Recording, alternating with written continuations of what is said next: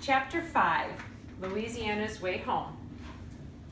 Last time we read, we had Louisiana Elefante was driving the car, and her grandmother was writhing in pain in the back seat because she needed a dentist.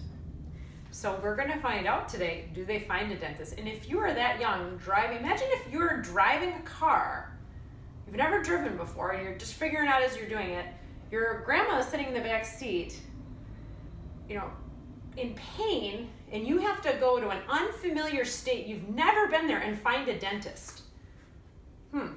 Let's see if that'll happen. You have to make small plans. That is one of the things I've discovered in this world. It is pointless to make big plans because you never know when someone is going to wake you up in the middle of the night and say, the day of reckoning has arrived. Days of reckoning interfere with big plans. So I made small plans. The small plans were, keep the car on the road, find a dentist, and never forgive Granny. Although when I think about it, never forgive Granny would probably go in the big plan category. Granny moaned. She said, "Why must you haunt me so? What do you want from me?" She also said the word dentist from time to time. I kept my mouth shut. I did not offer Granny any comfort to speak of.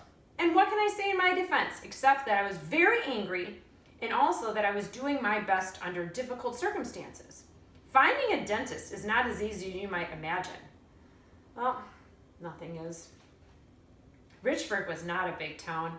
I went past a school and several houses and a church and also a pink cement building that had a sign out front that read Bill's Taxidermy. How could a town have a taxidermist in a pink cement building but not have a dentist?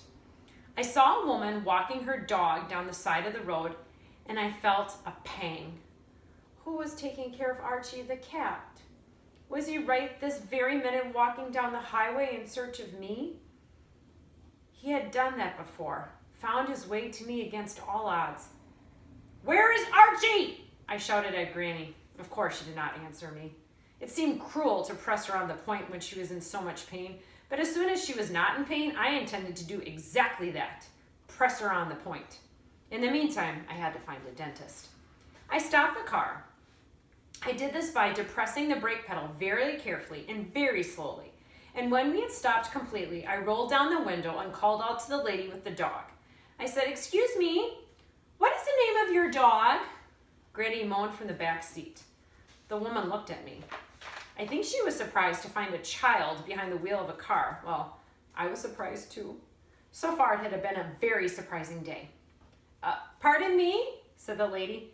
"Does your dog have a name?" "Ernest," she said. "I have a cat named Archie," I told her. "And there's also a dog in my life. His name is Buddy. You will be happy to know that my friends and I worked together to rescue Buddy from a very tragic situation. Buddy is a dog who has only one eye." "How old are you?" said the woman. Her eyes narrowed. "That is an irrelevant question at this juncture," I said, "isn't it?" I smiled at her using all my teeth. "I'm wondering if you can tell me where the dentist is." "Dr. Fox?" "Oh, certainly," I said. Should you be driving?" said the woman. "I should be driving," I told her. I gave her a very serious grown-up sort of look. "The situation is dire." Granny moaned from the back seat as if working to prove my point. I smiled at the lady again. Ernest the dog looked up at me and wagged his tail. Animals of every sort have always immediately trusted me.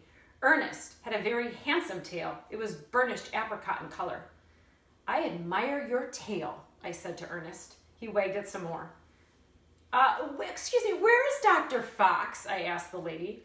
"You take a left on Glove Street," said the woman. "And then what?" I said. Granny groaned. "Who is that in the back seat?" said the woman. "That is my Granny in the back seat. But continuing on with the directions, after I take a left on Glove Street, what do? Dr. Fox's office will be on your right." "Thank you very much," I told her. "Goodbye, Ernest." Ernest waved his impressive tail. I rolled up the window. The whole exchange had cheered me considerably. I had located a dentist, and I had met a dog named Ernest. Also, I liked it that Dr. Fox was on Glove Street. If you put the words together, they sounded like a song. I started to sing the Dr. Fox on Glove Street song. Where is Dr. Fox? You take a left on Glove, and then you continue on.